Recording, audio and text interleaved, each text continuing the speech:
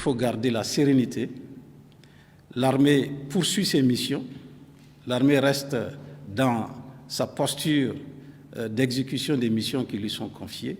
Et nous demandons donc à notre nation également de garder la sérénité et de vaquer aux occupations des uns et des autres en attendant que le parquet puisse communiquer sur les résultats de cette enquête. Voilà, et l'on en parle avec Stéphane Sanou qui est avec moi sur ce plateau. Stéphane Sanou qui revient dans cette émission après un mois de noces. Bienvenue. Merci Bébé Kambou, bonjour à tous et à toutes. Alors, un coup d'État déjoué au Burkina Faso, quel est votre commentaire? Bébé Kambou, c'est effectivement l'actualité phare de cette semaine. Et on a tous appris qu'il y a eu une tentative de coup d'État et que des personnes sont interpellées et des personnes sont mises aux arrêts. Ce que je voudrais tout simplement dire, c'est que on attend d'être édifié, comme c'est devenu l'expression phare au Burkina Faso depuis l'arrestation d'Auguste Denis Bari. On attend d'être édifié, mais pour parler plus sérieusement, on a besoin de savoir, d'avoir la lumière sur cette affaire. Il faut que la procédure vraiment suive son cours pour que la population, nous-mêmes, on soit éclairés et savoir ce qui s'est passé et qui sont réellement les acteurs, qui sont les commanditaires, qui sont les complices, quel était le mode opératoire que ces individus voulaient exploiter, voulaient utiliser. Donc on a besoin de savoir, est-ce qu'il y a des gens à l'intérieur du pays comme à l'extérieur du pays qui sont impliqués, quels sont les complices, est-ce qu'il y a des pays étrangers, des pays extérieurs qui sont mêlés à cette tentative de coup d'État. Vraiment, on souhaite vraiment savoir ce qui s'est passé parce qu'il ne faut pas que ce soit comme les anciens dossiers. Je parle notamment du dossier de Auguste Denis Bari et Safiatou Lopez. On se rappelle que ces deux individus ont été individuellement arrêtés pour justement tentative de déstabilisation du pouvoir en place. Et après, ces personnes ont été relaxées, comme on appelle ça encore, pour une liberté provisoire. Et on nous a dit qu'on sera édifié jusqu'à aujourd'hui, à l'heure où je vous parle. On ne sait pas véritablement ce qui s'est passé, c'est juste des accusations de tentatives de déstabilisation du régime. Donc, où on vous parle actuellement, je suis en train de parler en prenant l'opinion à témoin parce que l'opinion même voudrait savoir qu'est-ce qui s'est réellement passé concernant ces récentes arrestations. Il faut qu'on soit situé qui est le commanditaire, qui est vraiment mêlé à cela et que la procédure suivre normalement son cours pour que on soit situé. Et d'autre part, je voudrais ajouter qu'il ne faut pas arrêter des gens juste pour arrêter aussi, parce qu'on sait que dans le contexte régional actuel, il y a la panique, il y a la peur, parce qu'on fait face à des pays qui sont confrontés à des coups d'État. Le Mali et la Guinée ont connu des coups d'État parce qu'il y a eu des révoltes des populations. Et comme au Burkina Faso aussi actuellement, on sent que l'opinion bouillonne. Donc il y a la peur, il y a la panique. Donc il ne faut pas arrêter des gens aussi parce qu'il y a la panique ou bien on n'a plus confiance aux gens, on se méfie des gens ou bien c'est pour mettre en garde certaines personnes parce que ce qui se passe ailleurs, ça peut toucher ou inciter d'autres personnes. Donc il ne faut pas aussi que ce soit une stratégie pour pouvoir intimider, pour pouvoir arrêter des gens qui pensent à ça. Il faut que ce soit réellement fondé, ces arrestations soient vraiment fondées. Il ne faut pas que ce soit des intimidations ou bien des stratégies pour mettre en mal certaines personnes parce que le contexte régional fait face à des coups d'État ailleurs. De toutes les façons, comme je l'ai dit, on va suivre. On espère que la justice fera son travail. On aura une procédure normale à éclairer pour le bonheur de tous. Donc c'est ce que je pourrais dire là-dessus pour m'arrêter ainsi parce que on n'a pas d'autres informations plus claires après ce que le ministre a dit lors du Conseil des ministres. Alors, en tout cas, on sait que l'affaire est entre les mains du parquet militaire. Tout à fait. Donc on attend de voir, selon les communiqués du parquet militaire, une suite judiciaire sera donnée à cette affaire. Après donc investigation, comme vous l'avez dit, nous attendons d'être édifiés. Tout à fait. Merci donc pour votre regard sur cette actualité. Et dans la suite des décryptages, le docteur Pargui Émile Paré, directeur de l'École nationale de santé publique ENSP, a été gardé à vue à la brigade de gendarmerie de Ouagadougou avant d'être libéré vendredi. Il est soupçonné de détournement des deniers publics en relation avec la tenue de 3 séminaires de formation à Ouagadougou, alors que les états des pairs diem versés mentionnaient Koudougou. Il avait été entendu le 11 janvier 2021 avec le directeur de l'administration et des affaires financières de l'INSP par les enquêteurs de l'autorité supérieure des contrôles d'État et de lutte contre la corruption ASELC. Rappelons que le docteur Pargui Émile Paré est également directeur du Centre international de formation politique du MPP, Mouvement du peuple pour le progrès, le parti au pouvoir. L'on en parle toujours avec Stéphane Sanou qui est avec nous sur ce plateau. Alors, docteur Pargui Émile Paré, qui est une figure du MPP entendue par la gendarmerie avant d'être relaxé, est-ce l'opération main propre qui a véritablement commencé? On pourrait le dire ainsi. Peut-être c'est l'opération main propre annoncée par le président du Faso lors de son discours qui a débuté. Et on est peut-être étonné ou surpris que cette opération main propre commence par Émile Pargui Paré. Et c'est lui qui est à l'honneur, c'est lui qui a ouvert le bal concernant peut-être cette opération main propre. Mais de toutes les façons, il faut surtout saluer l'ASC-LC qui fait véritablement un bon travail pour le moment. Et je pense que si l'ASC-LC a véritablement les mains libres, les mains déliées, elle pourra véritablement faire de bons travaux parce que c'est une institution qui doit s'auto-saisir certains dossiers, certaines malversations dans les institutions. Donc je crois qu'il faut lui donner les coudées franches et la main libre pour pouvoir bien travailler. L'arrestation de Émile Pargui Paré m'a interpellé parce que j'ai compris qu'avec la SLC, même si tu as détourné, s'il y a 5 000 francs de frais irréguliers, tu es quelqu'un qui doit être interpellé. Et quand on voit les frais de mission irréguliers de Émile Pargui Paré, ça fait 700 000 francs d'irrégularité. Et pour Émile Pargui Paré ou bien pour des gens qui sont vraiment au sommet de l'État, je crois que 700 000 francs, c'est une somme dérisoire. Parce que quand on a des échos de détournement ou bien de malversation, ça n'a rien à voir avec 700 000 francs. 700 000 francs, c'est vraiment peu. Et moi, en voyant cela, ça m'a vraiment tiqué. Et je dis que même si c'est une petite somme, ça veut dire que tu n'es pas épargné d'être interpellé. Et autant il faut interpeller les gens qui ont détourné ces petites sommes, il ne faut pas non plus oublier ceux qui traînent des casseroles. Ceux qui traînent des casseroles, qui ont détourné plusieurs millions ou voire des milliards, je crois que ces personnes aussi doivent être inquiétées et l'ASC-LC ne doit pas dormir. L'ASC-LC doit continuer à fouiller, à secouer le cocotier pour que justement toutes ces personnes qui détournent, qui sont mêlées à des malversations, à des détournements, à une malgouvernance, que ces personnes soient vraiment inquiétées parce que tout ça participe à la révolte. Vous savez, la malgouvernance, les détournements, tout ça participe à la révolte, à la rébellion ou même à une insurrection. Je crois que si le président du Faso arrive vraiment à tenir compte, à effectuer son opération main propre véritablement, je crois que ça va soulager un tant soit peu le peuple, la population, parce que tout ça je ne dirais pas intimide, attriste la population parce que quand on voit que d'autres font des sacrifices et d'autres ont le kilo de voler, de détourner, vraiment ça révolte. Donc le président du Faso, la SCLC,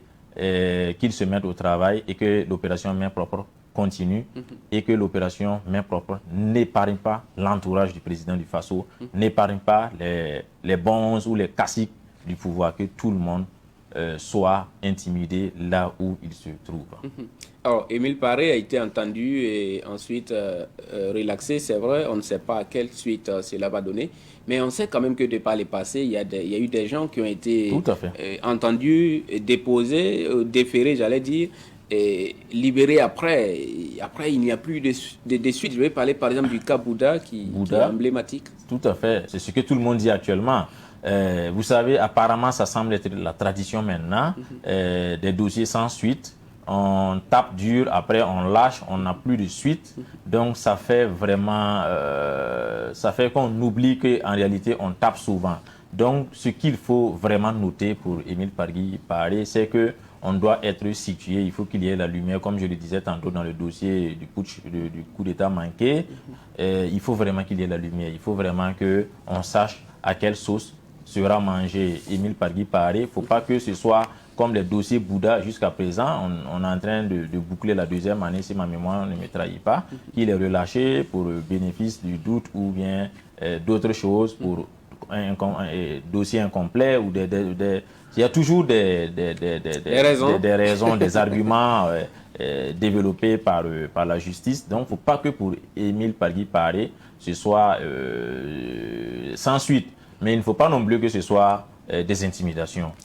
Parce que si ce sont des intimidations ou bien une magouille d'un groupuscule pour justement, parce qu'on sait qu'à un moment donné, Émile Pargui Paré ne laissait pas tacler même le pouvoir, son parti au pouvoir.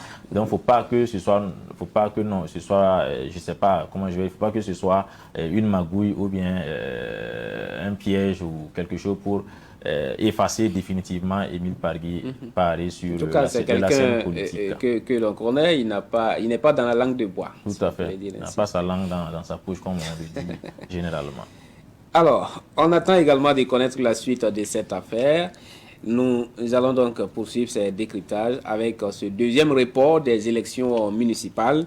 On se rappelle qu'à travers la loi 023-2021-AN du 29 avril 2021, les élus nationaux procédaient à la prorogation du mandat des conseillers municipaux et régionaux d'un an, c'est-à-dire jusqu'au 21 mai 2022. Les comités de suivi des recommandations du dialogue politique s'est réuni le 13 janvier dernier sous l'égide du ministre de l'administration territoriale, de la décentralisation et de la sécurité Maxime Koné et a discuté sur la tenue des élections municipales en mai 2022.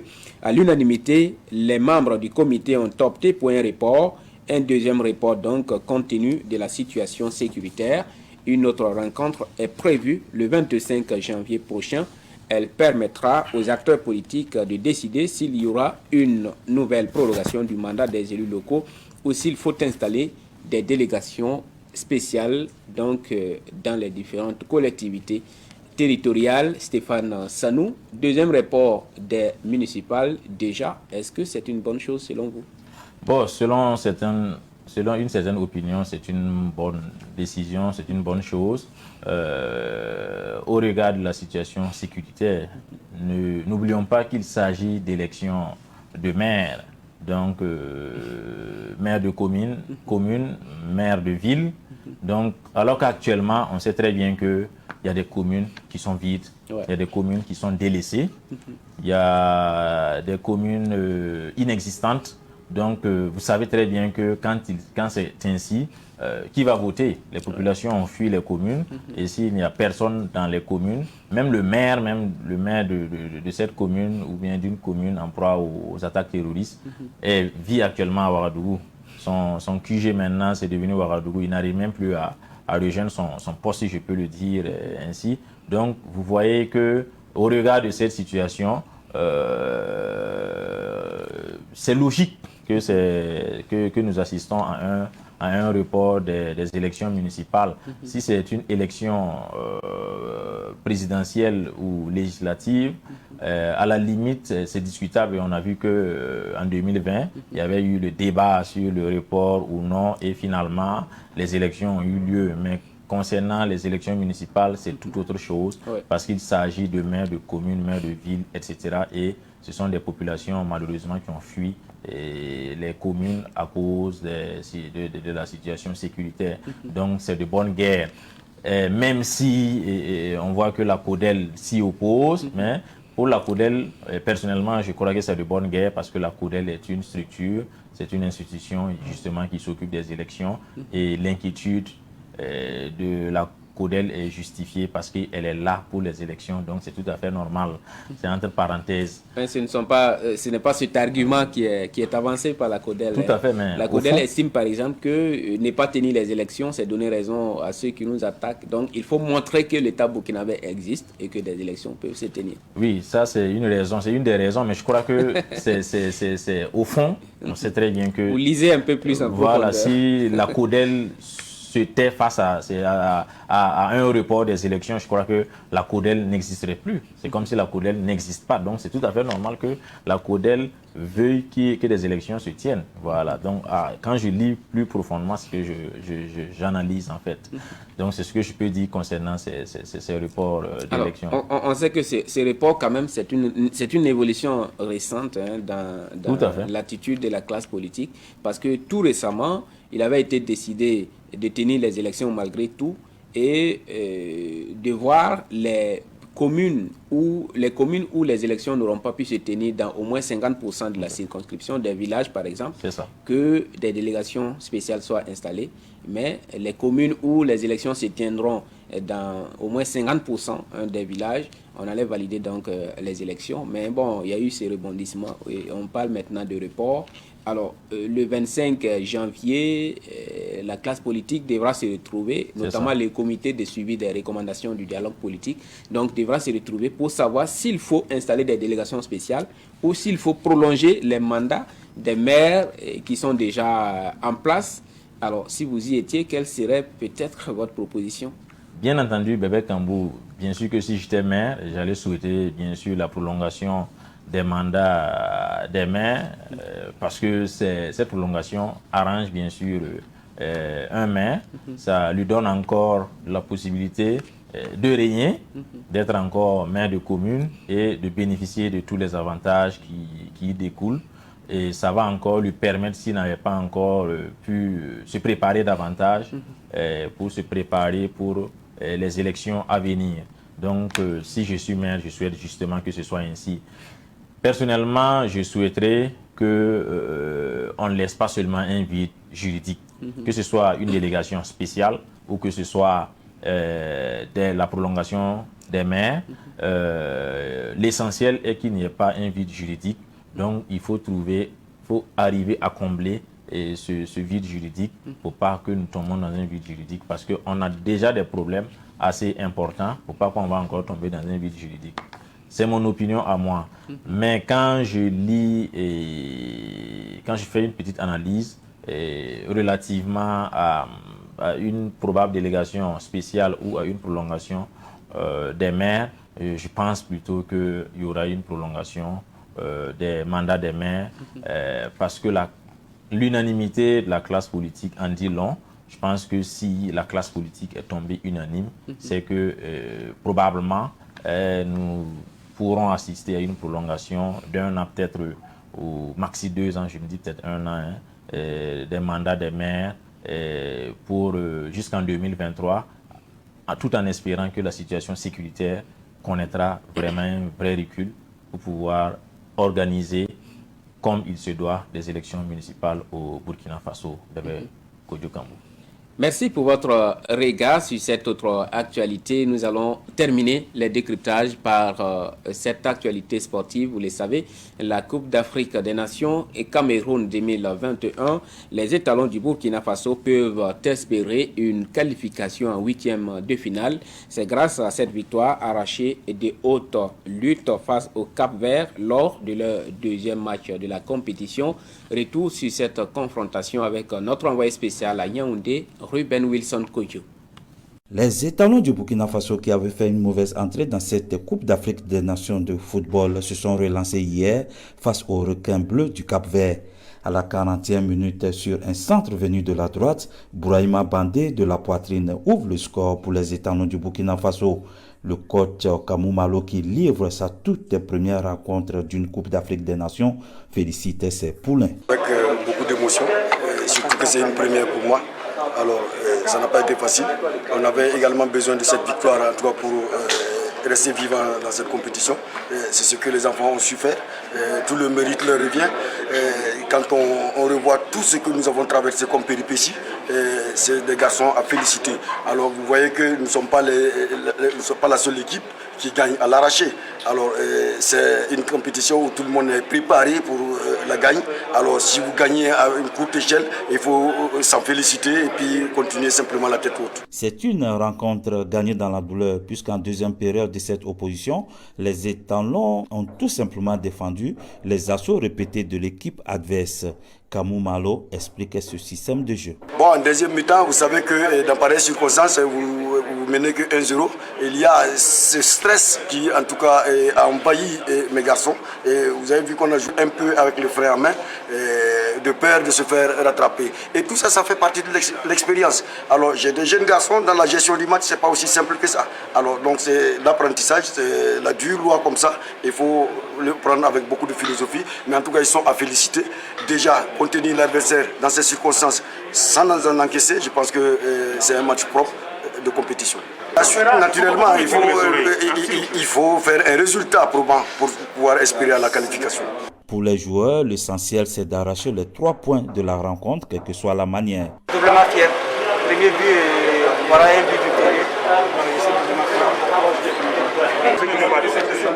On l'a vécu avec beaucoup d'émotion. Et voilà, on n'avait pas droit à l'erreur ce soir. Il fallait coûte que de gagner le match. On l'a fait. Je suis très fier de mes coéquipiers. Voilà. Depuis la semaine, on a travaillé dur pour en arriver là. Je suis très fier de mes gars et fier du coach qui nous a donné beaucoup de consignes. On l'a respecté et on a eu les résultats ce soir. Cette année, la Coupe d'Afrique est difficile. Et si vous l'avez remarqué, il n'y a pas de petites équipes. Toutes les équipes sont prêtes. Et voilà, ça joue au foot et il y a beaucoup de qualité. Et vraiment, voilà, toutes les équipes, c'est pas que nous, toutes les équipes ont eu des difficultés. Voilà. Ce soir, nous, on a gagné le match, on va se contenter de ça. Et ouais, le troisième match contre l'Éthiopie, et voilà, il faut la victoire encore. Et pour se qualifier pour le 8e, je pense qu'on a tous les armes pour gagner ce match et pour pouvoir se qualifier pour le 8e de finale. Ouais, je dit qu'on est content, on a pris les 3 points, c'était impératif pour nous pour la compétition. On était venus pour gagner ce match et quand on a marqué ce but, on a essayé de gérer le match comme on pouvait parce que l'équipe n'a jamais été au complet, on travaillait toujours avec des absents. Moi, j'ai fait une séance d'entraînement seulement j'ai joué ce match, donc c'était pas évident qu'on puisse découvrir notre football, mais l'essentiel est fait, on va essayer de continuer à travailler à l'entraînement et espérer récupérer les joueurs qui sont absents. Moi, je peux dire que je me suis senti bien. Sauf vers la fin du match, j'étais épuisé parce que je n'ai pas pratiquement beaucoup de séances dans les jambes. Mais j'ai essayé de gérer comme je peux. Et avec l'aide de mes coéquipiers, on l'a fait. Notons qu'en première rencontre de cette deuxième journée dans le groupe A, le Cameroun a étrié l'Éthiopie par 4-1. À l'issue donc de cette deuxième journée, le Cameroun est en tête avec 6 points, suivi par le Burkina Faso et Cap-Vert, 3 points chacun. L'Éthiopie est le bon dernier du groupe avec 0 points. La troisième et dernière journée des matchs de poule se joue le lundi prochain et là, le Cameroun affronte le Cap-Vert à Yaoundé, tandis que le Burkina Faso se déplace à Bafoussam à près de 300 km de Yaoundé pour affronter l'Éthiopie. Voilà, les étalons qui se préparent donc pour cette troisième confrontation face donc à l'Éthiopie. Stéphane Sanou, quelle est déjà votre lecture de la prestation des étalons du Burkina Faso lors de ces 2 premières sorties? On retient déjà, Bébé Kodjo Kambou, que pour 2 matchs joués, le Burkina Faso s'en sort avec 3 points parce que le match d'ouverture avec l'équipe organisatrice, le pays organisateur, le Cameroun, nous avons perdu malheureusement par le score de 2-1. Et contre le Cap-Vert, notre deuxième match, nous avons gagné par 1-0. Et quand on doit faire une lecture de ces 2 prestations, on va dire que les étalons ont encore beaucoup à faire, même si on est satisfait des 3 points parce que c'était les 3 points qu'on voulait contre le Cap-Vert, mais il faut encore travailler.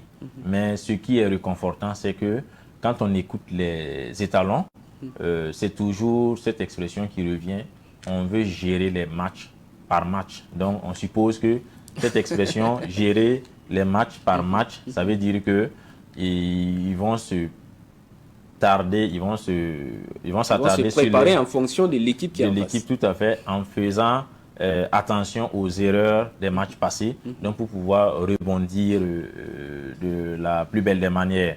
Donc je suppose que contre le match contre l'Éthiopie, on ne va plus assister à des erreurs contre le Cameroun, contre le Cap-Vert, parce qu'en réalité, la prestation des étalons, quand on regarde actuellement, les étalons peuvent encore mieux faire. On a des joueurs de qualité, on a des défenseurs qui sont assez bien, un milieu assez bien, on a des buteurs qui peuvent encore finir, qui peuvent encore ajouter de la finition à ce qu'il fait, ajouter de la finesse à ce qu'il fait, à ce qu'ils font pour pouvoir justement ouvrir un bon score, marquer de beaux buts pour que nous puissions espérer aller loin. Sinon, actuellement, je pense que le jeu doit encore être meilleur, doit encore se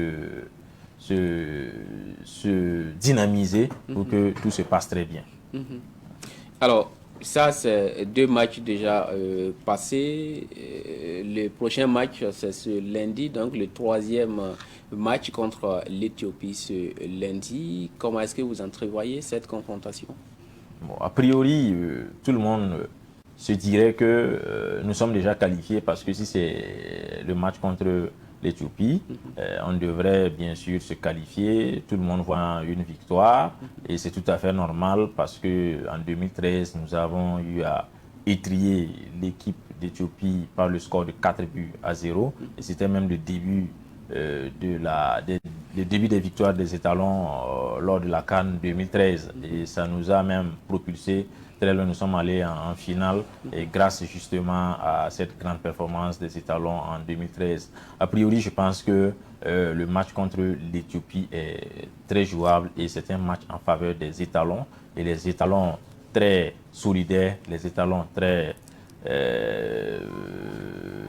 dynamiques ou encore les étalons très pousseurs devraient gagner ce match justement par un bon score. Nous ne devrions plus gagner par 1-0, mais nous devons gagner minimum par 2-0 parce que le goal average pourrait compter. Pour la deuxième place. En cas de victoire du Cap-Vert face au Cameroun, par exemple. Voilà. Merci donc pour votre regard sur toute l'actualité de la semaine écoulée. Merci d'être passé dans 7 jours dans la savane. Merci Bébé Kodjo Kambou, merci à tous et à toutes. Et c'est tout pour les décryptages. Tout de suite, nous allons faire place à l'édito.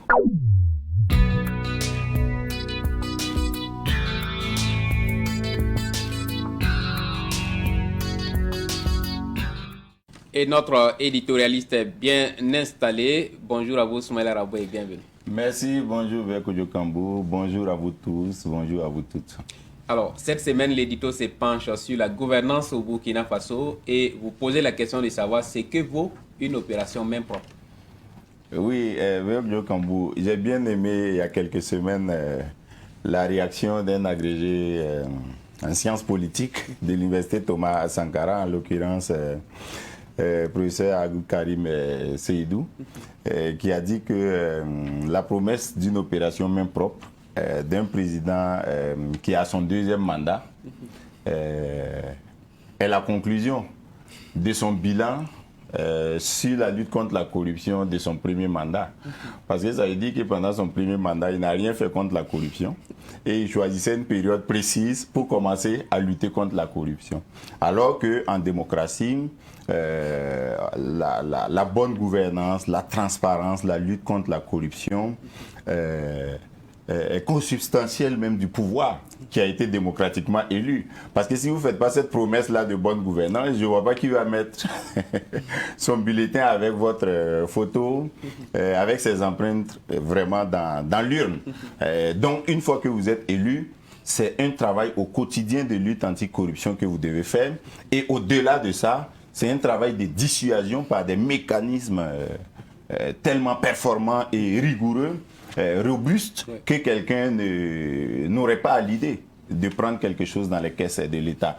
Mais si tout le monde est convaincu que vous ne ferez rien, sauf si la pression de la rue vous amène en passant à dire que vous allez faire une opération main propre, bon, chacun peut se la couler douce en attendant que cette opération-là vienne. On comprend pourquoi alors le réseau national de lutte anti-corruption, à travers son secrétaire exécutif Sardo Nakanabo, le contrôleur général d'État sortant, professeur Luc Marius Ibriga, font toujours remarquer que la période de la transition en 2015 a porté un coup dur à la corruption au Burkina Faso, parce que l'effet dissuasif là était visible et les premières sanctions contre les corrompus et les corrupteurs étaient telles que en 2015 d'abord, mais ensuite en 2016, même quand Roch Marc Christian Kaboré commençait son premier mandat, les uns et les autres avaient peur, voilà, de toucher à l'argent public. Mais à partir du moment où il a rassuré les uns et les autres, ses amis entre autres, qui ne feraient rien contre eux, même s'ils dilapidaient les deniers publics, ils se sont remis à leur ancienne tâche, c'est-à-dire vous chassez le naturel, il revient au galop. C'est pourquoi on a eu les affaires entre-temps de l'ancien ministre de la Défense qui est en liberté provisoire, qui n'en finit pas. Ouais. Il y a eu d'autres affaires, 7 ou 8 dossiers dont le nouveau procureur du Faso près le tribunal de grande instance Ouaga Haruna Yoda a évoqué, mais sur lesquels on n'a pas grand-chose aujourd'hui à nous mettre sous la dent, nous autres journalistes, puisque depuis plus rien du tout. Donc une opération main propre qui est annoncée, qui est passagère, qui est limitée dans le temps, qui arrive après des attaques terroristes, ne signifie rien du tout. De mon point de vue, à partir du moment où les uns et les autres vont s'organiser pour cacher ce qui peut l'être encore, et à partir du moment où, bon, vous dites à tous les acteurs de la lutte anticorruption que c'est maintenant que vous allez commencer. Ça veut dire que tout ce qu'ils ont fait par le passé ne représentait rien du tout, et vous leur dites que vous ne vous intéressez à leur travail que vraiment quand ça ne va pas chez vous, quand votre pouvoir est menacé. C'est en cela que le président Roch Marc Christian Kaboré a tort d'annoncer les choses de cette façon-là. Il aurait dû en faire sa préoccupation première à partir du moment où il était le président, le premier président démocratiquement élu post-insurrection. Il devait l'avoir pour boussole. Et il devait savoir que c'était une attente particulière du peuple qui a demandé en vain cette façon de gouverner là sous Blaise Compaoré. C'est dommage que les choses se présentent ainsi, même si son nouveau Premier ministre semble donner des gages de rigueur et de performance dans la lutte anticorruption. Moi, jusqu'à présent, sauf si on me montre autre chose, je crois que j'ai le droit d'en douter. Oui. Le droit donc d'en douter. Gouvernance au Burkina, que vaut une opération main propre? C'était le thème de l'édito de cette semaine. Merci à vous. Merci à vous aussi. Merci à vous toutes, à vous tous. Fini donc l'édito. Place à présent à Ça fait débat.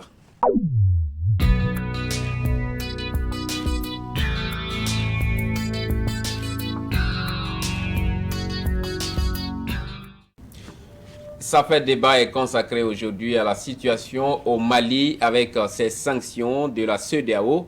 4 invités avec moi pour en débattre sur ce plateau. À ma droite, Massourou Guiro, il est le chargé de communication du Impresca, le mouvement Plus rien ne sera comme avant.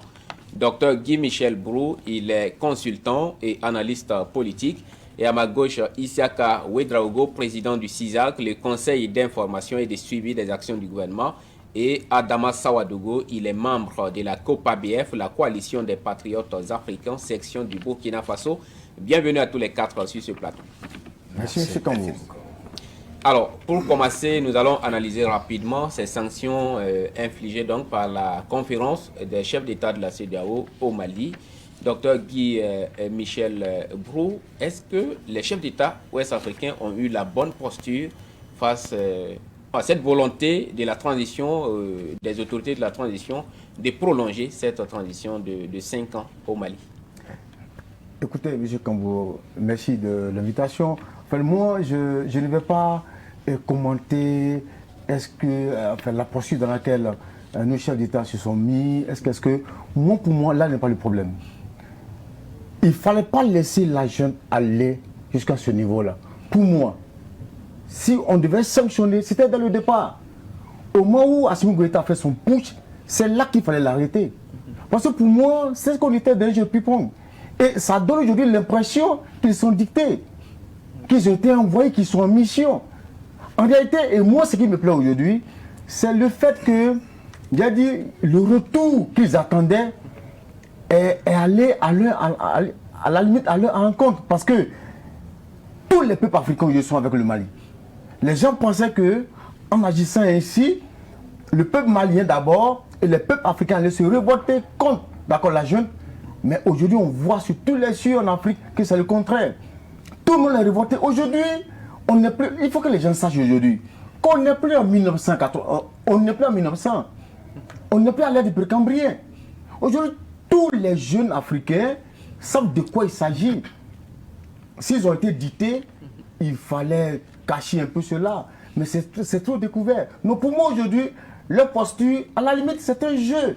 C'est juste pour venir dire que nous sommes en mission, on a été envoyé en mission, voici ce qu'on nous a demandé de faire et on a agi.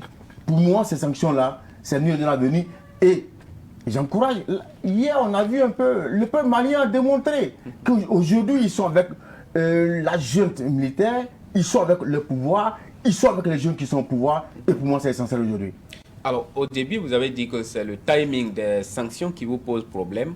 Est-ce à dire que si ces sanctions avaient été prises dès le début, c'est-à-dire au moment où il y a eu ce coup d'État contre Ibrahim Boubacar Keïta, ce serait bien, selon vous? Oui, moi je dis, nous sommes tous des démocrates, tout et tout.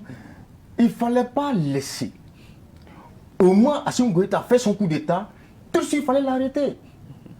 Aujourd'hui, vous le laissez, à la limite, la CEDEAO avait cautionné le coup d'État. Ce n'est pas maintenant que le jeune a pris goût du pouvoir, maintenant qu'il voit qu'il peut mieux faire pour son pays, d'accord, que vous allez dire. Et pour moi aujourd'hui, regardons la situation du Mali. Regardons aujourd'hui la situation du Burkina Faso. Est-ce qu'aujourd'hui, si les gens sont conscients, je pèse mes mots, est-ce que c'est le moment de dire, on va rester... Aujourd'hui, on a gagné l'élection au Mali. Le Mali devient quoi? Tout le pays est occupé. Pour moi aujourd'hui, c'est d'aider ces jeunes-là. Ces jeunes militaires qui sont au pouvoir, c'est de les aider, c'est de les accompagner, c'est d'accompagner le peuple malien, mais c'est absurde. C'est absurde aujourd'hui, mais c'est normal. Donc, votre problème, c'est que vous avez l'impression que cette posture de la CEDEAO a été donc dictée. Dictée par qui? Mais, monsieur Kambou, aujourd'hui, on voit que ces sanctions-là, on sait d'où ça vient. D'accord. Vous voulez parler de la France? Bien sûr, le Mali aujourd'hui est en train de chercher des partenaires historiques, dits historiques. Le Mali dit je ne veux plus de vous. Merci. Le Mali dit allez-y chez vous. Le Mali dit on ne vous veut pas. Alors c'est pas forcé.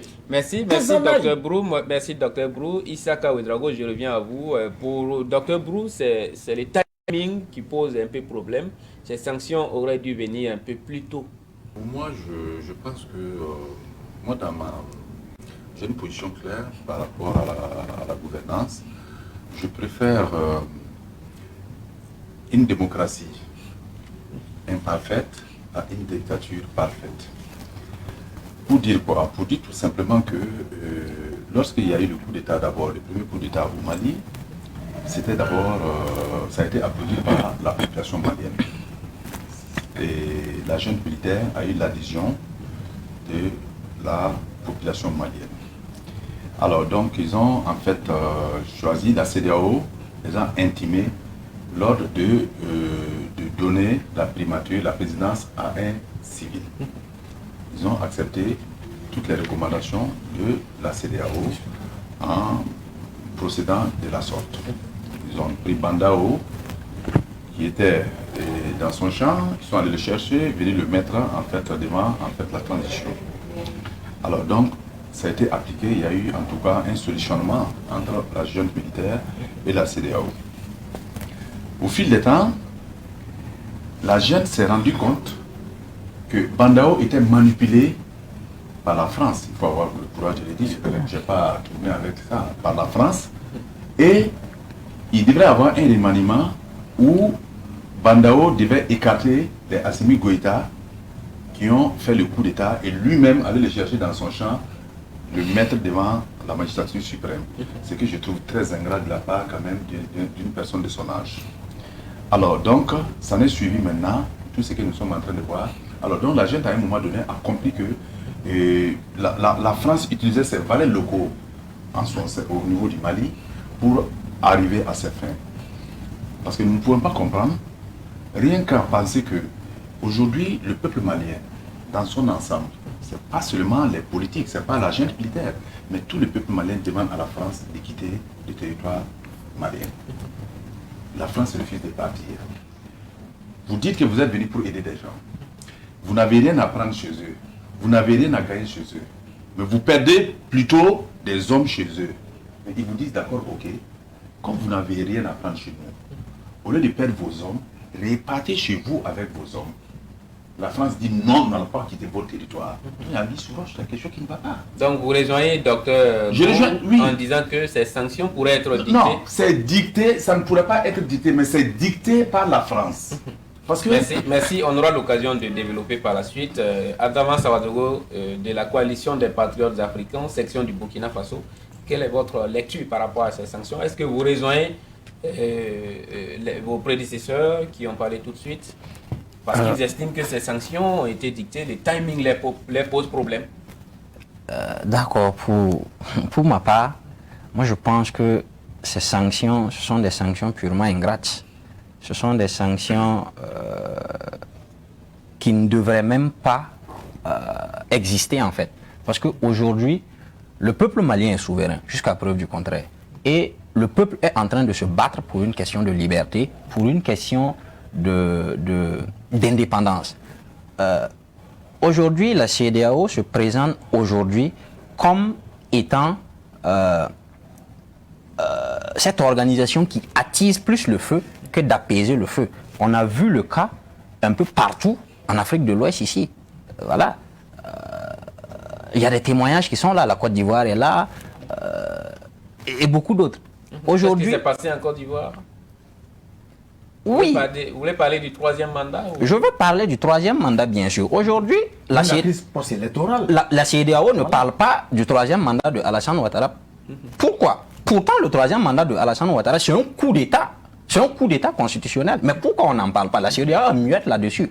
Aujourd'hui, lorsque nous voulons parler du coup d'État de la junte militaire du Mali, moi j'aimerais qu'on fasse un retour en arrière. Il n'y a pas de coup d'État sans cause.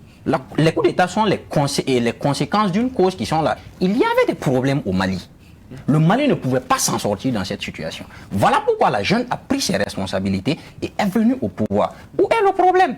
On pensait que la CEDEAO allait être une organisation qui allait accompagner la junte militaire. Nonobstant la demande du peuple malien de prolonger la transition à 5 ans. Peut-être qu'on pouvait avoir d'autres solutions en passant plutôt par des négociations. Mais la CEDEAO ne peut pas venir imposer ses visions, des visions qui viennent d'ailleurs. On le sait. Parce que avant que les décisions ne viennent de la conférence des chefs d'État de la CEDEAO, on a vu Florence Parly, la ministre de la Défense française, qui disait que la France va user de tous les moyens pour faire quitter la junte militaire du pouvoir. Et même s'il faudrait passer par les institutions internationaux et sous-régionaux. Et aujourd'hui, comme par magie, nous tombons dans ce coup-là où ce sont nos chefs d'État qui se réunissent dans un conglomérat pour imposer des décisions qui ne sont pas dignes de leur rang, qui ne sont même pas dignes des Africains. Aujourd'hui, moi, je pense que nous devons nous donner la main pour avancer. Plutôt que de nous désolidariser dans un élan de déni des peuples. Ce n'est pas normal. Donc, vous rejoignez les autres parce que vous estimez également que ces sanctions pourraient être dictées par la France. Vous avez cité la ministre française des Armées, Massourou Guiro. Ces sanctions, dire que c'est dicté, je ne peux pas dire que c'est dicté, parce que ces sanctions demeurent dans le cahier de charge de la CEDEAO. Et ces sanctions, la Côte d'Ivoire ont suivi ces sanctions. Même le même Mali, sous Alias Sanogo, a suivi ces mêmes sanctions. Maintenant, c'est que la CEDEAO allait vite en besoin. Parce que la proposition que le peuple malien que la junte a demandé 5 ans pour faire la transition, je pense que les 5 ans c'est trop. Mais la CEDEAO pouvait demander au Mali de revoir leur calendrier, au lieu d'aller directement aux sanctions. Partout on peut négocier. Si la CEDEAO c'est une institution qui supporte même les coups d'État. Il supporte les coups d'État en Afrique. Vu même le coup d'État qui est passé au Burkina Faso ici, la CEDEAO était la première institution à venir valider le coup d'État ici. Alors que quand vous dites que le coup d'État ne doit pas être consommé, il faut respecter vos engagements Et tout ce que la CEDEAO doit dire aujourd'hui, tout ce qu'ils ont décidé pour dire que l'Afrique est épargnée de coups d'État, il faut aller tout droit. Donc, si nous n'avons pas de coups d'État dans d'autres pays, il ne faut pas accepter aussi que les coups d'État se fassent dans d'autres pays et vous allez supporter. Par exemple, tu prends le Tchad, c'est un coup d'État. Mais la CEDEAO a soutenu ce coup d'État. Oui, mais le Tchad n'est pas dans la CEDEAO. Oui, il n'est pas dans la CEDEAO, mais parlons de l'Union africaine. Et les coups d'État constitutionnels, comme tout le monde le dit, qui est passé en Côte d'Ivoire, comme en Guinée, la CEDEAO a soutenu. Pourtant, il devait rester sa ligne. Nous ne voulons pas de coups d'État constitutionnels. Même les coups d'État, on ne veut pas. Il fallait rester dans cette position. Et là, vous allez pouvoir recadrer les dirigeants africains. Vous estimez que la CEDEAO n'est pas constante vis-à-vis... Maintenant, les sanctions, c'est ce que j'ai dit. Les sanctions, ça demeure dans toutes les salles de la transition. Si vous avez demandé, j'espère que Savane même Média a demandé un professeur d'université que les sanctions, ils trouvent dedans dans les salles. Maintenant, le problème, c'est ce que nous avons dit. Ils sont allés vite en besoin. Ça ne veut pas être cela. Ils sont allés trop loin, vous voulez dire? Ils sont allés très loin. Alors, c'est vrai, les sanctions sont en partie légales, sauf que beaucoup trouvent que c'est illégitime. Alors, tout le monde semble soutenir l'idée que ces sanctions pourraient être dictées par voilà, des acteurs extérieurs. Vous parlez notamment de la France. Mais est-ce que ces chefs d'État n'ont pas intérêt à faire pression sur la chaîne pour se protéger eux-mêmes? Docteur Grou? Ok. Monsieur Kambo, vous savez aujourd'hui, c'est ce que nous sommes en train de dire. Il n'y a jamais de fumée sans feu.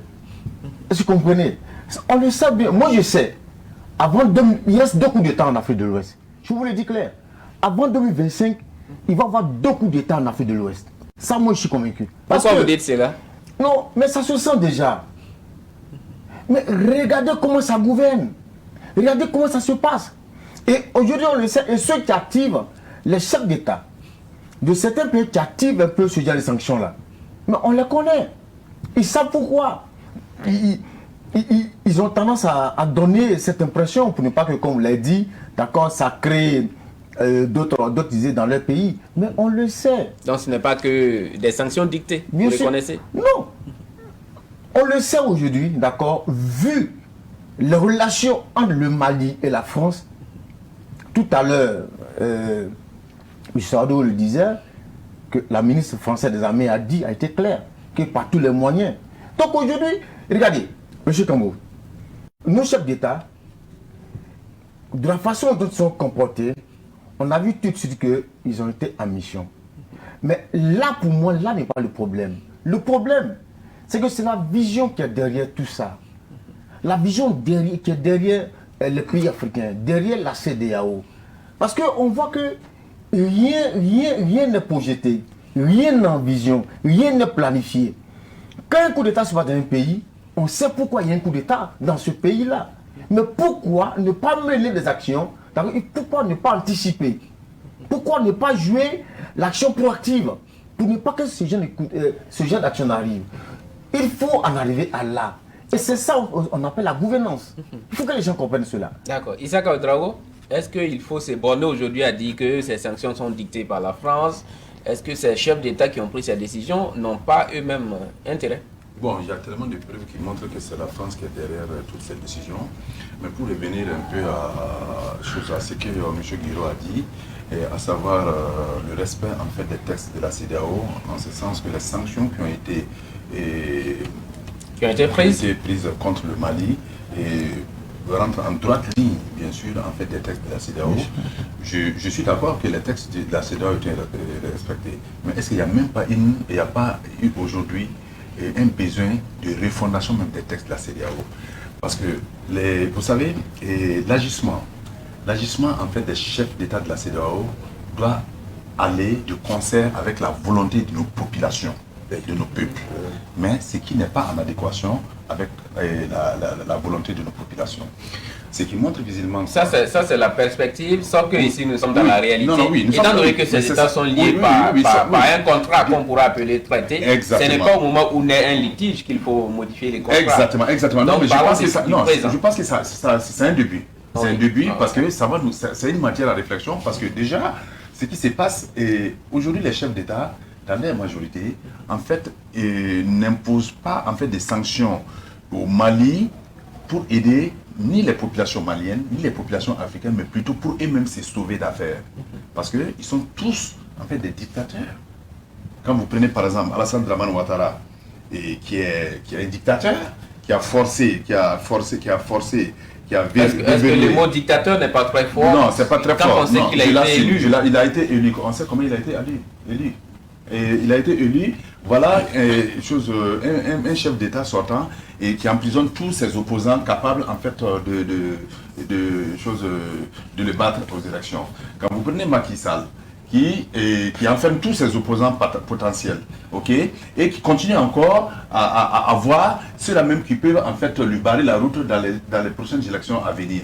Bon, et quand vous prenez par exemple le président du Niger, alors donc qu'on a placé, parce que ce n'est pas, non seulement c'est ce qu'on a placé, voilà, ça a été voilà, une passation. Mohamed Bazoum a été élu démocratiquement. Pourquoi vous utilisez les mots placés? Je dis, mais attendez. Qu'est-ce qui vous fait dire qu'il a été placé? Il a été placé parce que tout simplement Mohamed Bazoum, d'abord, était en fait le bras droit du président sortant. Il a tout fait pour le mettre et de toute façon, je ne rentre pas dans la politique nigérienne. Je ne rentre pas dans la politique, mais en tant que Burkinabé, en tant qu'acteur de la société civile, je me dois de m'informer sur les politiques en fait, de la sous-région. Mohamed Bazoum n'était même pas en fait, le candidat du parti. Il a été forcé par Issoufou pour être placé, pour être candidat.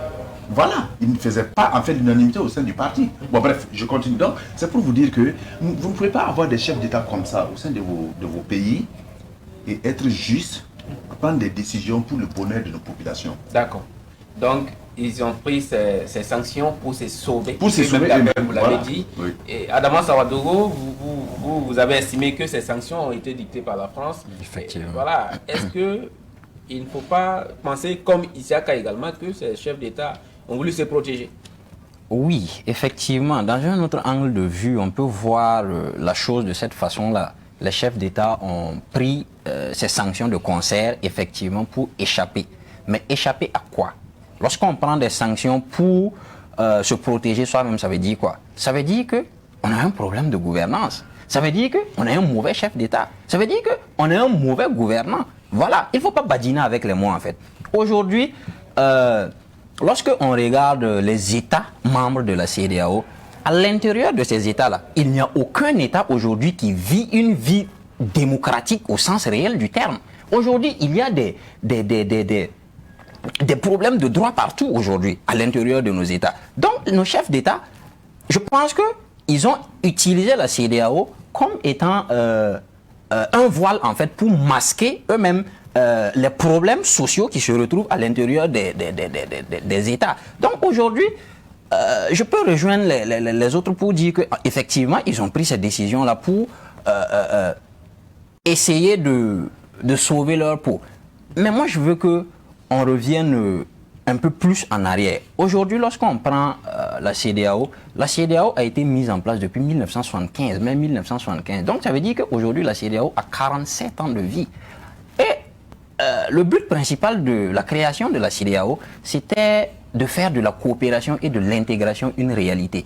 Et d'autres objectifs connexes sont venus quant à la réalisation d'une monnaie commune, à la libre circulation des biens et des personnes et tout et tout. Mais aujourd'hui, lorsqu'on regarde à l'intérieur de nos États, pouvons-nous toujours dire que la libre circulation des biens et des personnes dans l'espace communautaire CEDEAO est une réalité? Non, c'est faux. Aujourd'hui, est-ce qu'on peut dire que ce n'est pas une réalité quand on sait que pour aller d'un pays de la CEDEAO à un autre pays membre, les citoyens de la CEDEAO n'ont pas besoin de visa, par exemple? Est-ce qu'on peut dire que la libre circulation des personnes... Oui, effectivement, le citoyen lambda dans l'espace CEDEAO n'a pas besoin de visa, mais il ne peut pas échapper aux barrières douanières. L'une des visions l'intégration économique qui n'est pas peut-être réelle, c'est ce que vous voulez dire. En fait, l'une des visions même c'était ça, c'était la suppression des barrières douanières. Oui. Mais aujourd'hui, plus que jamais, nous sommes confrontés à ces problèmes. Aujourd'hui, le déplacement du Burkina en Côte d'Ivoire, c'est tout un tas de problèmes. Il faut le dire. Donc aujourd'hui, nous pensons que la CEDEAO a failli à sa mission. Et si nous devons donner une perspective pour ne pas dévancer l'iguane dans l'eau, je dirais comme monsieur Ouedraogo, qu'il faut effectivement aujourd'hui arriver à une refondation de la CEDEAO. Il faut une CEDEAO des Africains. Il faut une CEDEAO qui a été mise en place par les Africains, pour les peuples africains et pour les masses africaines. D'accord. Voilà. Alors, revenons sur cette volonté des autorités de la transition de prolonger cette transition de 5 ans. Issaka Ouedraogo, est-ce que 5 ans, ce n'est pas trop long? Je donne la parole à Massourou Guiro qui n'a pas parlé il y a un peu longtemps. Est-ce que 5 ans pour un pouvoir qui est venu par les armes, ce n'est pas trop quand même? Est-ce que c'est raisonnable de la part des autorités maliennes de transition? 5 ans c'est trop parce qu'il faut jouer par la diplomatie aussi. Aller à 5 ans, bon, 5 ans c'est un mandat. Et quand vous regardez 5 ans, vraiment 5 ans c'est un mandat burkinabé, même un mandat de la sous-région. Mais en 4 ans aussi, c'est un mandat ghanéen. Donc tu vois qu'on ne peut pas donner 5 ans à une transition. Malgré tous les problèmes qu'il y a, on ne peut pas donner 5 ans à une transition. Ça quand même, il faut dire la vérité. Parce que nous sommes des États, quand nous sommes des États unis par des textes et des lois, et nous devons respecter tous ces engagements. C'est comme j'ai toujours dit, ces sanctions qu'on se retrouve au niveau de la CEDEAO, ce ne sont pas des sanctions qu'on peut mettre sur la CEMAC ou bien la CENSAT. Ce sont des sanctions qu'on peut mettre sur les membres de la CEDEAO. Donc je pense que nous avons tous décidé ensemble, quand il y a tel problème, ces sanctions on doit mettre sur Paul ou Pierre. Donc on ne peut pas dire on va mettre sur X et on laisse Y. Je pense que ces sanctions que la CEDEAO a mis sur le Mali, ce sont des sanctions qui sont sur les textes. Mais allez vite en besoin que la CEDEAO pouvait négocier avec la ZED malien parce que, vu à cette situation, c'est le peuple malien qui va en souffrir. Et vu même le peuple de la sous-région va en souffrir dans cette situation. Donc je pense que la CEDEAO a vite en besoin, comme je l'ai toujours dit. Alors, on va rester sur l'intention de prolonger la transition. On a déjà parlé des sanctions. Donc, on va laisser Issaka Ouedraogo réagir sur cette question. Est-ce que 5 ans, c'était raisonnable de la part de la junte? Non, bon, je pense que 5 ans, pour moi, n'est pas raisonnable dans la mesure où 5 ans déjà, c'est un mandat dans d'autres pays. Et certains pays même n'ont même pas 5 ans comme mandat. Hein, voilà. Vous avez par exemple les États-Unis, le Ghana, comme l'a dit M. Guiro, qui ont 4 ans comme mandat présidentiel. Alors, je pense que non. Je pense ici que la junte a juste... moi, jusqu'à preuve de contraire, je pense que ça a été une proposition et non, en fait, une imposition de la junte. C'est une intention. Pour moi, c'est une intention. Voilà. Si il n'y avait pas cette pression de la CEDEAO, la junte a l'intention de prolonger la transition de 5 ans. Ça, ce n'est pas avec bien sûr l'accord de tous ceux qui ont participé aux assises nationales. Voilà. Mais je pense que c'est une intention, c'est une volonté, ça peut être aussi une proposition. Parce que la junte n'a dit nulle part, en tout cas c'est que je sache que bon, nous allons faire 5 ans et obligatoirement. C'est une recommandation de l'assise. Les assises ont parlé de 6 mois à 5 ans. Et je crois que les autorités de transition ont retenu 5 ans.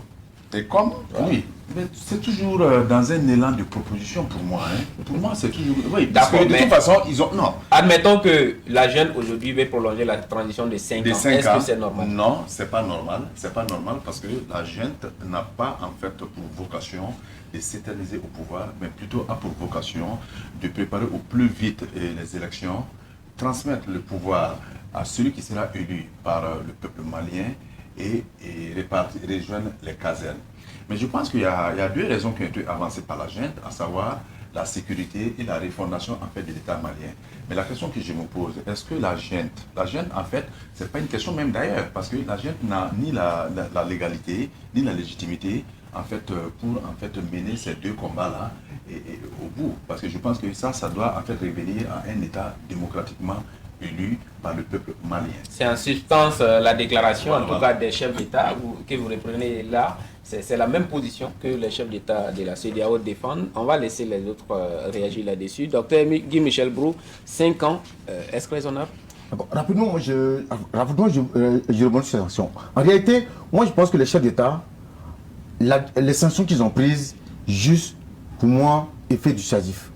D'accord, pour tout de suite dissuader les autres. D'autres disent des coups d'État.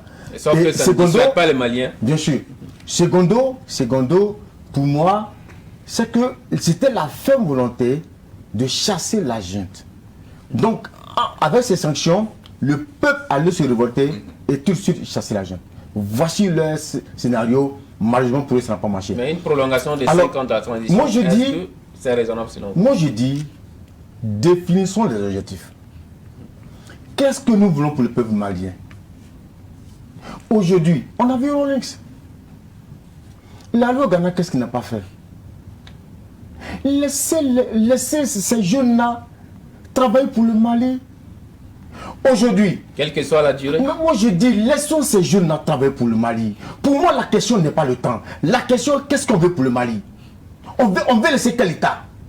Aujourd'hui, on met le meilleur chef d'État, il est élu. Le pays, aujourd'hui, le Mali, les djihadistes ont combien de pourcents du territoire malien?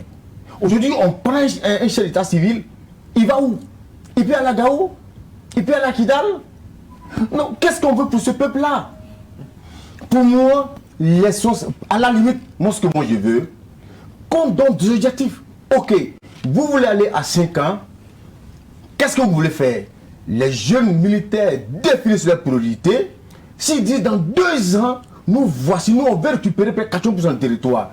On leur dit ok, si dans 2 ans, 24 mois, vous n'avez pas atteint ça, on vous met dehors. S'ils signent, à nous aller. On s'en va. Mais restez là en train de... Aujourd'hui, si on faut faire les élections, un chef d'état civil vient, d'accord? Mais qu'est-ce qu'il fait? On a compris votre position sur ce point. Merci. On va permettre à la COPABEF de réagir sur les 5 ans voulus par la transition. Est-ce que c'est normal? Monsieur Kambou, sans vous mentir, sur la question des 5 ans de transition au Mali, nous pensons que c'est peu. C'est peu selon vous? 5 ans, c'est peu.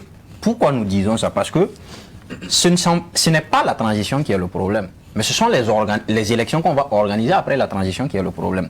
Pensez-vous qu'en 6 mois, en 1 année, en 2 ans, on peut pacifier le Mali à telle enseigne qu'on puisse organiser une élection sur toute l'étendue du territoire malien? C'est quasiment impossible. Regardons la réalité en face. Aujourd'hui, comme mais qu'est-ce qui nous dit qu'en 5 ans, on pourra le faire? Ah, mais il y a déjà une confiance que le peuple malien a accordée à la junte militaire. Voilà pourquoi nous on parle de la souveraineté populaire. Ce n'est pas unique. La décision des 5 ans de la transition ne vient pas uniquement de la junte. Cette proposition ne vient pas uniquement de la junte militaire. Ça vient aussi en partie du peuple. Il y a une partie du peuple qui allait jusqu'à 7 ans, à 7 ans de transition. Aujourd'hui, on a vu tout cela. Mais demandons-nous pourquoi ce peuple demande à ce que cette transition s'étale sur 5 à 7 ans. Parce qu'aujourd'hui, il y a des problèmes à l'intérieur du peuple malien. Il y a des priorités sur lesquelles il faut s'atteler d'abord avant de revenir parler de l'organisation des élections. Quel politique malien, que ce soit de l'opposition malienne ou que ce soit de la majorité présidentielle malienne, peut aujourd'hui aller battre campagne à Tombouctou, peut aujourd'hui aller battre campagne à Gao? C'est quasiment impossible. Comment allons-nous organiser des élections dans cette circonstance-là? Regardons la réalité en face. Alors, Isaka Ouedraogo, vous trouvez que 5 ans c'est trop? Il dit que 5 ans c'est peu. Non, je pense qu'il faut... je voudrais quand même qu'on comprenne une chose. Nous sommes en fait des pays démocratiques. Nous avons choisi la voie de la démocratie. Il faut respecter les institutions démocratiques. Nous avons des constitutions dans nos différents pays. Et je pense que la constitution est la boussole de tout pays. Le Mali a sa constitution.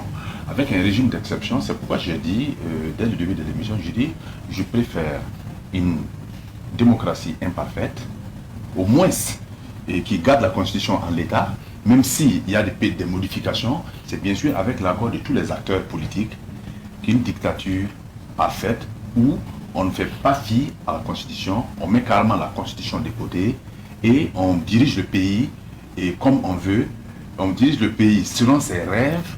Quand on dort, on rêve, on dit bon voilà, et demain je vais casser en fait l'autre partie de Ouaga 2000, je vais faire ceci, on se lève, on veut mettre en fait ces rêves-là, et en faire une réalité. Non, je pense que nos États ne doivent pas fonctionner comme ça, nous ne sommes plus à cette ère-là, nous avons dépassé cette ère-là.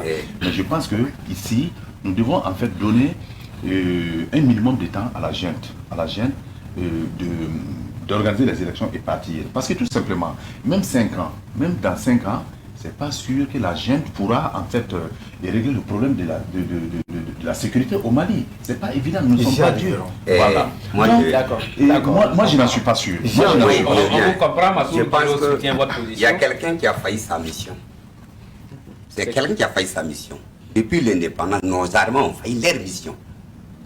Quand un militaire dit aujourd'hui, qu'est-ce qu'on pourrait sécuriser? Quel est lui son rôle? C'est le rôle de nos armées de sécuriser les pays. Mais quand tu trouves des armées qui ont travaillé au profit des présidents, nous pouvons que suivre ces conséquences aujourd'hui que les peuples suivent aujourd'hui. Parce qu'une armée doit sécuriser sa population. Mais les armées n'ont jamais sécurisé nos populations. Regarde les jeunes, les gens qui sont dans le nord aujourd'hui, qui n'ont jamais fait aller faire une formation. Je prends même Abidjan, qui fait courir des militaires sur les terrains. Donc il faut faire recours à des autres militaires qui ont le même sang, même, qui ont le même veine, dont le sang coule, comme vous, de venir sauver nos pays. Donc ça veut dire que nos armées ont failli leur mission, qu'il faut avoir le courage de les dire. Aujourd'hui, si un militaire nous dit aujourd'hui, c'est pas sûr qu'on pourrait, qu'un tel va se déplacer, on ne pourrait pas assurer sa sécurité. C'est une honte pour nos armées. On ne doit pas dire ça. Moi je pense qu'aujourd'hui, toutes les choses sont claires. Et vous avez, en Afrique de l'Ouest, je vais dire en Afrique de l'Ouest, nos armées, nos justices ont failli leur mission. Ont failli leur mission. Parce que même l'Occident, un président ne peut venir diriger et puis partir. Il a des messages, il ne va pas revenir répondre devant la justice. Mais ici en Afrique, on voit, quand un président vole ici, c'est le président qui est soutenu par la population, même population. Donc, nos armées aujourd'hui qui doivent protéger nos populations, comme ils ont porté serment, nous allons défendre et protéger la population. Tu trouves qu'ils ont laissé la population, elle, aujourd'hui la population est en train de courir, les armées sont en train de courir. Donc, moi je pense qu'aujourd'hui, il faut qu'on dise les choses par leur nom. Donc, aujourd'hui, si la gente malienne dit aujourd'hui, bon, la sécurité, c'est leur rôle d'ailleurs. C'est leur rôle de sécuriser la population. S'ils disent que, non, écoutez, on veut 10 ans pour sécuriser, depuis l'indépendance, qu'est-ce que les armées ont fait? Des gens qui ne sont pas allés faire des formations, comme j'ai dit, en Tunis, même en Rwanda, qui vous s'assient le terrain. Et vous êtes partis faire des formations au Maroc, en Chine, en Russie, en Belgique, en France. Vous avez tous les moyens de sécuriser les peuples. Est-ce que vous êtes en train de nous dire que si les armées ont failli à leur mission, ils ont failli, qui est de défendre les populations, le territoire, ils ne peuvent pas réussir en étant à la présidence? C'est ce que vous voulez dire? Mais c'est-à-dire, je vois que les militaires, ce sont des gens qui ont géré nos pays depuis très longtemps et qui veulent continuer à gérer les pays. C'est ce que je vois. D'accord. Est-ce que ce que disent les autorités maliennes de transition aujourd'hui n'est pas assez raisonnable quand on sait que, comme l'a dit Adama Savadogo sur ce plateau, c'est difficile pratiquement sur le terrain de battre campagne et d'organiser les élections? Mais ça a l'air de sécuriser la population. Même là où il doit partir, c'est pas quand même les populations. Mais il faut du temps pour le faire. Non, mais c'est eux qui doivent le faire. C'est eux qui doivent le faire. Ils devaient le faire. D'accord. Docteur Guy Michel Proust, réaction sur ce qu'il vient de dire. Il pense que c'est du rôle de l'armée de défendre tous les territoires, même en n'étant pas président, en n'étant pas aux affaires politiques. Non, moi je vais aller plus loin. Moi je vais dire, en réalité, l'Afrique a raté sa mise en scène politique. En réalité, on a raté. On a copié pour copier l'Occident. Nous sommes les Africains. Moi je dis toujours, je prends le cas du Burkina. Est-ce qu'on avait besoin, d'accord, d'instaurer une autre forme de politique? Aller organiser des élections présidentielles et tout, mais on a vu l'Empire aussi. Le Burkina était déjà organisé. Est-ce qu'on en avait besoin? Non. Aujourd'hui, voici les conséquences. Je pense aujourd'hui, en Côte d'Ivoire, on parle des peuples comme le peuple atier. On peut copier ces exemples. Donc j'ai dit que le problème c'est que quand vous prenez la Côte d'Ivoire, à côté des Atiers, vous avez les Akans et les autres. Absolument. Comment on fait? Comment on fait? Vous avez dit qu'on a copié l'Occident alors qu'on aurait pu s'appuyer sur des modèles qui existent. Si dans un pays il y a plusieurs modèles, lequel on choisit? Non mais écoutez, moi je pense que quand toutes ces organisations-là avaient le dénominateur commun. Un dénominateur commun qui était la royauté. Voilà, donc quand on prend la prime aussi, on prend un peu tous les peuples, on prend les Akans, on prend les Kourous du Nord, les Mandés du Nord, les Mandés du Sud, pratiquement c'est à peu près le même dénominateur commun. On n'a pas besoin, on a copié. Aujourd'hui, voici le problème. Quel est le lien aujourd'hui avec la situation au Mali? Mais le lien, c'est ce qu'il est en train de dire, que nos armées n'assument pas. Moi je dis, c'est pas nos armées, c'est depuis la transition politique. On a arrêté, là tous on a failli, nos présidents aujourd'hui. Aujourd'hui quand on voit les présidents, mais tous les présidents, au moins rien ne m'étonne. Ils ont été tous placés. D'accord. En Côte d'Ivoire, excusez-moi, en Côte d'Ivoire, qui est là? Qui a placé Alassane? Moi, je pense que... Au Niger, qui a placé Je vais le répondre rapidement. Notre président n'a pas été placé. Parce qu'il faut révéler les choses. Non, ils n'ont pas été placés. Non. Nous avons élu notre président démocratiquement. Il n'a jamais été placé. Ça, quand même, c'est clair. On a vu ce qui s'est passé pendant les élections. Est-ce qu'il y a eu une seule attaque pendant les élections au Burkina? Il y a eu de la négociation. Ah bon? Bien sûr. Vous confirmez cela? Bien sûr, c'est pas tout on peut dire. Bien sûr. Pendant les élections, on n'a pas vu une seule attaque au Burkina. Alors, parlons maintenant. Merci à vous. Hein. On connaît un peu les positions des uns et des autres sur ces questions qu'on a déjà examinées. Parlons maintenant des perspectives. Actuellement, on sent qu'il y a un bras de fer entre Mali, CEDEAO et UEMOA, si on peut le dire ainsi. On a vu cette forte mobilisation vendredi au Mali pour soutenir voilà, les autorités de la transition. Jusqu'où pourrait aller ce bras de fer selon vous, Issa Ouedraogo? Bon, je crois que moi je ne parle pas ici de bras de fer dans la mesure où si les dirigeants, nos chefs d'État de la CEDEAO... Actuellement, il y a un bras de fer parce que juste après les sanctions de la CEDEAO, on a vu ces contre-mesures qui ont été prises par les autorités de transition, qui ont également rappelé les ambassadeurs du Mali, qui ont décidé également de fermer les frontières. Donc, il y a un bras de fer actuellement. Non, justement, je suis parfaitement d'accord. Il y a un bras de fer actuellement, mais je dis qu'il ne devrait pas avoir de bras de fer dans la mesure où... allez-y. Dans la mesure où, en fait, si je me rappelle du discours, d'une interview que Emmanuel Macron a accordée, et en fustigeant bien sûr la junte militaire, en disant que la junte militaire n'avait aucune légitimité pour rester au pouvoir.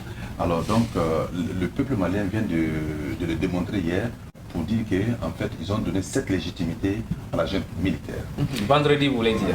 Hier vendredi, le peuple malien a donné cette légitimité à la junte militaire et l'a montré à tout le monde entier. Et quand vous vous rappelez, en Égypte, quand Al-Sisi a pris le pouvoir par coup d'État, Al-Sisi a demandé à la population, si vous me donnez la légitimité, sortez dans les rues pour en fait le prouver. La population égyptienne est sortie massivement pour donner cette légitimité. Alors donc il y a une différence entre la légitimité et la légalité. Mais maintenant, je dis, au vu de ce qui s'est passé hier, et au vu en fait de la manifestation de tous les pays de la CEDEAO, le Burkina Faso, il y a eu des manifestations, il y a eu des voix au Sénégal, au Niger, partout, les gens ont désavoué la décision de la CEDEAO. Si réellement la CEDEAO, c'est la CEDEAO des peuples africains, si la CEDEAO, ce n'est pas seulement en fait ce groupe de chefs d'État qui partent s'asseoir et qui dictent en fait leur volonté à leur population, s'ils sont réellement des démocrates, je pense qu'ils doivent en fait fléchir. Ils doivent se rendre compte que ils ne sont pas suivis par les différentes populations et ils doivent revenir à de meilleurs sentiments justement en approchant la junte pour trouver un juste milieu de sortie des crises. Un dialogue. Adama Ouedraogo. Oui, moi j'aimerais plutôt revenir sur la question de l'implication de nos militaires dans la sécurisation de nos États. Oui, allez-y rapidement avant de répondre à ma question parce qu'on a plus assez de temps. Rapidement, je pense que les gens ne maîtrisent toujours pas la question sécuritaire en Afrique de l'Ouest ici. Par exemple, un pays comme le Mali, aujourd'hui les FAMA sont en train d'engranger des succès dans la lutte antiterroriste. Et si on doit... Avec l'aide de la Russie. Et si, oui, avec l'aide de la Russie, bien sûr, parce qu'on a toujours besoin de quelqu'un pour nous appuyer, pour aller encore loin. Nous sommes dans une situation chaotique au Mali. La sécurité malienne à elle seule ne peut pas s'en sortir. Il ne faut pas se leurrer, il ne faut pas se voiler la face. Aujourd'hui, nous avons le même problème au Burkina Faso ici. Les FDS sont en train de se donner corps et âme. Et si nous sommes dans toujours cette situation et que nous pensons que les militaires ne se donnent pas assez, moi je pense qu'il y a quelque chose à revoir. Donc rapidement, pour revenir sur la question des perspectives, je pense que comme vous l'avez dit, il y a déjà un bras de fer. Pourquoi il y a un bras de fer? Il y a un bras de fer parce qu'il y a des gens qui ont pensé qu'il faut décider unilatéralement de leur côté et imposer cette décision-là sur les autres. Ce n'est pas normal, ça ne peut pas se passer comme ça. Moi, j'aurais aimé qu'on puisse passer par la table de la négociation. Voilà. On vient, on voit la transition malienne, bon voilà, voici la situation qui est là, vous savez que les textes ne sont pas d'accord, voilà et tout et tout. Donc c'est une question de légalité. Mais aujourd'hui, nous sortons carrément du débat de la légalité. nous inscrivons dans un contexte de légitimité. Aujourd'hui, on parle de souveraineté. Et aujourd'hui, nous sommes dans une question de représentation des masses populaires. Voilà. Donc aujourd'hui, si on ne veut pas passer par la négociation et on pense qu'on va pousser le bouchon par la force, je pense que chacun aura pour son compte. Chacun pourra pour son compte. Moi, je pense que la meilleure manière de pacifier cette situation-là sur la question malienne, c'est de passer par une négociation. C'est tout. Docteur Guy Michel Brou. Oui, je pense que vous l'avez dit, hein, le bras de fer le bras de fer est là, d'accord. La conférence des chefs d'État qui tout de suite est en train de coincer l'agent malien qui est au pouvoir. Et je pense qu'aujourd'hui, pour moi, est-ce que les gens ont pensé au peuple malien? Je pose la question, qu'est-ce que les gens veulent du peuple malien? Pour moi aujourd'hui, c'est d'aller tout doucement avec ces jeunes-là. Ils sont déjà au pouvoir. Ils ont les armes. Qu'est-ce qu'il faut faire? Pour moi, c'est d'appeler ces jeunes-là, leur demander qu'est-ce que vous voulez réellement. On négocie avec eux, on trouve un terrain d'entente et on met, d'accord, cette politique, on met cette transition en place au Mali. Est-ce qu'aujourd'hui, on prend sur les sanctions? Aujourd'hui, on met une transition sous quel format? Il y a déjà une transition? Mais une transition, objectif pour objectif. Puisque la jeune veut aller à 6 ans, 7 ans, comme disaient certains, mais on peut leur demander, ok, quel est le chronogramme des actions? On discute avec les jeunes, on s'entend sur un chronogramme, sur 24, 36 mois, et puis on met en exécution ce programme-là. Aujourd'hui, cette façon d'asphyxier, cette façon de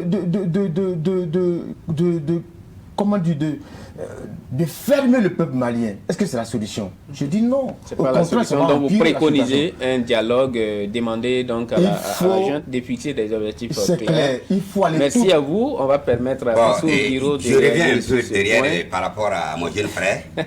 Rapidement, n'oublions pas que même si on appelle à une force extérieure de venir nous aider, pensez qu'un jour qu'il va partir vous laisser. C'est à nos armées de sécuriser nos populations.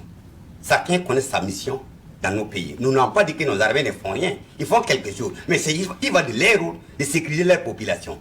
Si vous faites l'appel à la Russie aujourd'hui, à la France aujourd'hui, aux Amériques aujourd'hui, pensez un jour qu'ils vont partir vous laisser. Et en ce temps, qu'est-ce que vous devez faire? C'est pour cela que j'ai dit, depuis 50 ans, nos armées devaient penser qu'ils devaient sécuriser leur population. Il va de leur rôle de sécuriser leur population. Monsieur Kambou, très rapidement, je pense que sur cette question-là, la question n'est pas imputable à nos armées en fait. Je ne suis pas d'accord. Parce que lorsqu'on parle de l'armée, on parle d'une loi de programmation militaire. La loi de programmation militaire ne vient pas de l'armée. La loi de programmation militaire vient d'un conseil de ministres. C'est le conseil de ministres qui décide de la loi de programmation militaire. Donc aujourd'hui, venir dire que l'armée refuse son rôle de sécuriser le pays et préfère prendre le pouvoir par des armes, je ne suis pas d'accord. Parce que lorsqu'on prend le pouvoir par des armes, c'est parce qu'il y a quelque chose qui nous a poussé pour qu'on puisse prendre ce pouvoir-là par les armes. Il y a quelque chose à l'intérieur du pays qui ne va pas. Pourquoi on ne parle pas de ça? Mon frère, il dit, ce qu'il dit, c'est vrai, mais je l'ai dit, que le rôle d'un militaire aujourd'hui, ce n'est pas de faire un coup d'État. Le rôle d'un militaire, c'est d'assumer son rôle. Tu es un docteur, c'est de pourquoi le peuple t'a appelé. Alors, tu sais de quelle mission? Nous parlons du Mali. Tu sais que de quelle mission? Non, je suis en train de parler, c'est le même Mali qu'on est en train de parler. Oui. De quelle mission là-bas, nous sommes devant le fait accompli, on ne parle plus des coups d'État. C'est ce que nous disons. C'est l'actuel. Parlons de l'actuel, Massourou. Les militaires. Qu'est-ce qu'il faut faire pour décanter ce bras de fer? Non, le bras de fer, j'en viens. Bras de fer, il n'y a pas de bras de fer entre le CEDEAO et le Mali. C'est une femme et puis son mari. Non, mais oui, c'est vrai. Il y a un bras de fer, la CEDEAO qui prend des sanctions et le Mali qui riposte avec des contre-mesures. Une femme et son mari, il y a toujours des tensions, mais par fini, ils vont s'entendre. C'est la CEDEAO qui va négocier avec le Mali. Le Mali a un médiateur aujourd'hui, l'Algérie, qui se met dans la danse pour faire la médiation. Oui, l'Algérie a proposé ses bénéfices, mais pour le moment... L'Algérie a proposé 12 mois et 18 mois. Moi, c'est que la CEDEAO va s'asseoir ces sanctions. Non, il ne peut pas s'asseoir, il va demander... la CEDEAO va quand même revenir si la décision du médiateur qui a fait les propositions de 12 mois à 18 mois. À 16 mois. C'est voilà. selon la proposition de l'Algérie qui veut d'une transition aujourd'hui, s'il y a une bras de fer, je pense que le Mali peut aujourd'hui décider de quitter la CEDEAO. Et puis c'est fini. Est-ce que cela est possible, docteur Brou, qui êtes s'il veut quitter, c'est une organisation. Oui, allez-y. Est-ce que le Mali s'en sortirait si il s'engage dans cette procédure, s'il dans une volonté, j'allais dire, de quitter la CEDEAO et de faire seul son chemin? Non, c'est possible, mais à l'état actuel, c'est ça suicidaire. C'est pas souhaitable, quoi. C'est suicidaire selon vous? Pour la jeune militaire, même pour le peuple malien. Ça, pourquoi? C'est clair. Pourquoi? Non, parce qu'aujourd'hui, la situation, par exemple, quitter la CEDEAO, ça sous-entend qu'ils peuvent aller jusqu'à créer leur monnaie. Est-ce que vous comprenez? Aujourd'hui, créer une monnaie au Mali. Quitter la CEDEAO et le mois à la fois, puisque les décisions ont été prises un peu concomitamment. Mais je pense que ça va être compliqué. Et donc, pour moi, c'est de négocier. La junte militaire n'a pas le droit, pour moi, ne doit pas opérer ce choix. S'ils le font, sincèrement. Ce serait suicidaire selon vous. Adama Sawadogo, vous qui êtes de la Copa BF, vous avez organisé des conférences de presse pour soutenir un peu la junte au pouvoir donc au Mali. Est-ce que ce serait bien ou est-ce que la junte s'en sortirait en s'engageant dans une dynamique de quitter la CEDEAO et l'UEMOA? Oui, bon, c'est vrai qu'à l'intérieur de l'Afrique aujourd'hui, beaucoup de voix s'élèvent tendant à légitimer ce retrait-là du Mali de la CEDEAO. Mais je pense que la question que moi je me pose, ce n'est pas plutôt le retrait du Mali de la CEDEAO, mais quelle image l'Afrique envoie à l'extérieur du monde en fait. Voilà, parce que lorsqu'on dit à l'état actuel des choses en Afrique de l'Ouest ici, un pays africain qui se retire de la CEDEAO, c'est un message fort, on lance à l'extérieur du monde. Et c'est vrai que c'est un message fort, mais ce message fort, à quel...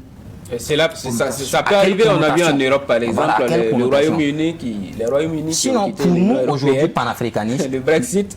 Voilà, pour nous aujourd'hui panafricanistes, nous pensons que... Ça peut se faire, mais est-ce que le Mali pourra s'en sortir en s'engageant dans cette voie? C'est ça la question. Oui, mais qu'est-ce que vous appelez s'en sortir? Je pense que s'en sortir, c'est une volonté. Si le Mali a la volonté de s'en sortir... Créer sa monnaie et réussir, est-ce que cela est possible? Effectivement, le Mali pourra créer sa monnaie aujourd'hui et puis s'en sortir. Mais de par le passé, le Mali avait sa propre monnaie de 62 à 84 avant de quitter, parce qu'il y a eu deux dévaluations et en 84, ils ont été obligés de rejoindre encore la zone franc. Mais moi, je pense aujourd'hui que l'environnement sociopolitique ou socio-économique des années 60 et des années 70 ou des années 80, c'est pas le même environnement socio-politique ou socio-économique aujourd'hui. D'accord, le Mali peut s'en sortir aujourd'hui. Nous pensons que le Mali peut s'en sortir. Et d'ailleurs, même ce soir, là, moi je profite de votre plateau pour lancer un vibrant hommage à ce peuple malien vraiment déterminé pour ce qu'ils nous ont montré hier. Et je profite de votre plateau pour saluer mon camarade Ben Le Cerveau qui a pu coordonner toute cette action-là depuis à l'intérieur du Mali et dans toutes les autres villes du Mali. Merci, vous parlez donc de cette mobilisation monstre du côté du Mali, c'était donc vendredi. On va s'arrêter là, on a épuisé le temps qui nous était imparti. Merci à vous, Issaka Ouedraogo, vous êtes le président du Conseil d'information et de suivi des actions du gouvernement, en abrégé CISAG. Merci à vous, Adama Sawadogo, membre de la Copa BF, la coalition des patriotes africains, section du Burkina. Merci à Dr Guy Michel Brou, consultant et analyste politique. Et enfin, merci à Massourou Guiro, chargé des communications du Impresca. Le mouvement Plus Rien ne sera comme avant. Merci une fois de plus à tous les quatre pour avoir accepté notre invitation. Merci à l'équipe technique qui nous a assisté de bout en bout. Merci enfin à vous, chers téléspectateurs, de nous avoir suivis. On se retrouve dimanche prochain pour un nouveau numéro de 7 jours dans la savane. Portez-vous bien.